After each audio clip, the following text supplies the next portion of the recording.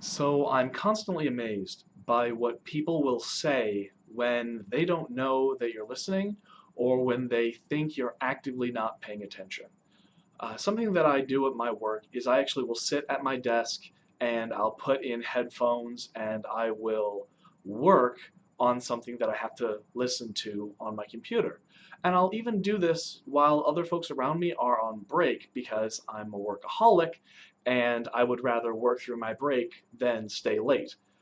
And that's, my personal choice. I'll take my overtime either way, and because I'm a boss of sorts, I have the flexibility to do that. And I overheard a couple of my coworkers talking about how these two male coworkers talking about how they would not date a woman unless she was smaller than X, Y, or Z sizes. And my first thought was, man, that is really, really shallow of you guys, like super duper shallow. And then I started to sort of ruminate on that because I know that they were having a private conversation, so I'm not going to be terribly concerned about it.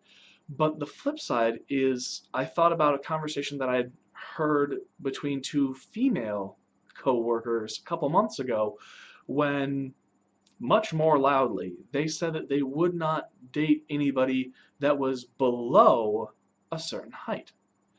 And I think that this is really interesting that I did not have the same visceral reaction to the ladies saying, well, I want to date a guy that's taller than me. And I had one for the guys who said, well, I want to date a girl that's shorter than me. And I thought that that was really interesting in myself because personally, I don't care either way.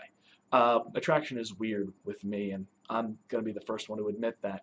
But I thought it was really interesting how we have these perceptions about the irrationality of attraction and the irrationality of what people want to have and who people want to have.